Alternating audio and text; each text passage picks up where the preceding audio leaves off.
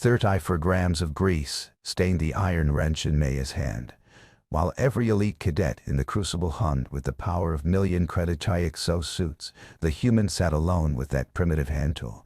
We watched from the faculty tiers, our mandibles grinding in a rhythmic clicking of confusion.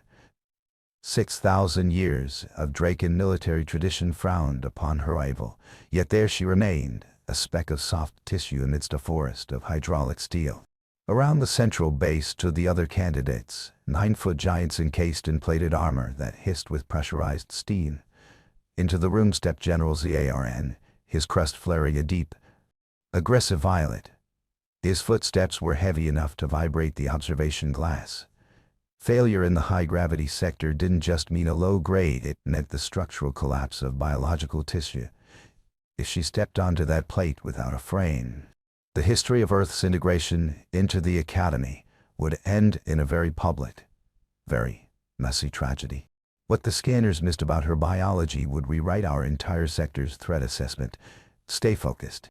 You won't want to miss how she broke the scale.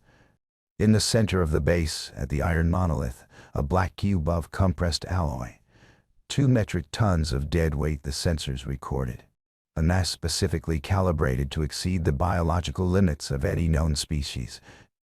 This was the early trial of the heavy division, where the rule was absolute: no biological could lift this without a fully synchronized exoskeleton. To even attempt it was considered a form of madness. Across the faculty screens flickered the biodata of Maya F., highlighting the absurdity of her presence. A glance at the skeletal readouts chilled our marrow. 206 separate bones held that small frame together, a lattice of calcium that should have snapped under the Crucible's baseline atmosphere.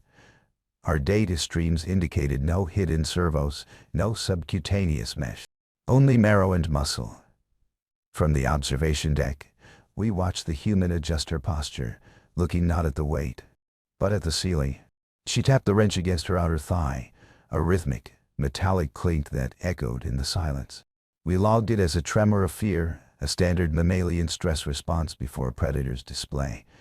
Maya didn't look at the giants around her. Instead, she seemed preoccupied with a smudge of dirt on her thumb, wiping it away with a casual indifference that bordered on the insulting. Student F, your equipment is absent. VROXS voice projected through the bay. Is tone dry as desert sand. Maya looked up, her expression maddeningly flat. I'm wearing it, she said, gesturing to the thin fabric of her uniform. That is cloth. You require hydraulics to survive the baseline for G environment of the lift. The suit they gave me was too stiff. I couldn't feel the floor, Maya replied. She gave a small, frustrated tug at her collar. Plus, the sleeves were 3 inches too long. It was annoying. The faculty tiers erupted in a symphony of mandible clicks. To complain about the tailoring of a multi-million credit war frame during a lethal trial was beyond comprehension. The Iraq tapped his data pad rapidly, his primary eyes narrowing. The floor is not what you should be feeling. You should be feeling the weight of your own impending failure. Through the heavy bay doors, a low hum signaled the activation of the localized gravity wells. The air itself seemed to thicken, turning a hazy, pressurized gold as the atmospheric weight began to climb. The Volari cadets shifted their weight, their wing flicks jittery and sharp, while the Krell adjusted their neural dampeners to compensate for the crushing force. Maya alone remained still, her breath slow and measured. Beneath the vaulted ceiling, the tension reached a breaking point as General Zarn signaled for the human to approach the monolith first. We leaned forward, certain we were about to witness the end of Earth's brief tenure at the Academy. Upon the deck's vibrating surface, the human finally moved. Her steps were glacial, undagonizingly precise, each sole touching the metal with the care of a demolition IST. We interpreted this as the paralyzed caution of a being whose internal frame was screaming for mercy under the 4G load. My mandibles clicked towarding to the junior instructors. I thought of Kale, my youngest hatchling, and the way his eyes widened when he first felt the pull of a training field. He had been terrified. Maya, was currently drowning in that same primal biological dread. Beneath the shadow of General Zrn, the girl looked like a ceramic doll waiting to shatter. The general's armors hissed, his massive frame anchored by hydraulic locks that groaned under the simulated weight. Beside him, the monoliths sat like a tombstone. Our data streams predicted a total failure of the human's L3, L5 vertebrae within seconds of contact. Every sensor in the bay hummed at a frequency that set my teeth on edge. Aya paused. She wiped a single bead of sweat from her forehead and adjusted the hem of her sleeve. "Stop the trials," Zrn rumbled, his voice like grinding stones. "The small creature has ceased to function. She is broken before she has even begun." Ignoring him, Maya knelt. She didn't reach for the lifting handles. Instead, she peered at the base of the monolith where the magnetic safety limiters clamped the alloy to the floor.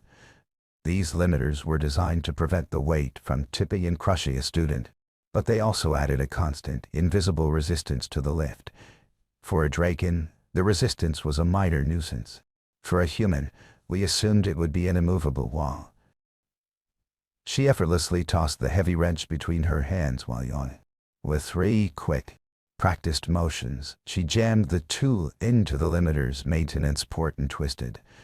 The screech of metal on metal echoed through the vaulted bay. A read warning light flickered once, then died. She had bypassed the safety locks. She had removed the only thing keeping the 2-ton cube from shifting unexpectedly. Maya said, her voice cutting through the heavy air. "Is this thing supposed to be glued down?" Before Virux could respond, the human gripped the side of the monolith. No hydraulics flared. No steam hissed. With a grunt that sounded more like annoyance than agony, she stood up. The black monolith rose from the floor. It didn't just move, it accelerated. She lifted the 2 metric tons of alloy past her waist. Her knees locking with a crisp, terrifying snap of bone and muscle working in perfect unison. Silence, absolute. Heavy. The Volari stopped their jittery wing flicks. The Krell analyst froze. Maya held the impossible weight for 3 seconds, her face turning a light shade of pink before she slammed it back into its cradle. The impact sent a shockwave through the floor that nearly tripped the armored giant standing nearby.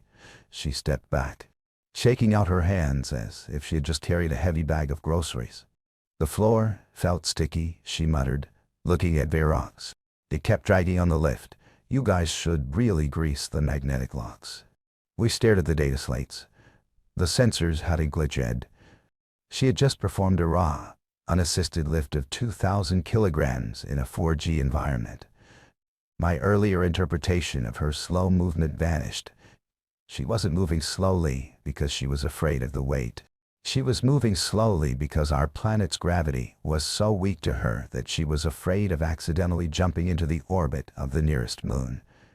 The morning report for the High Command sat on VROX's desk, the text stark and cold against the screen.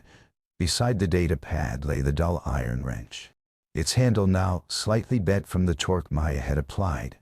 No longer did it look like a primitive relic. It sat there like a warning.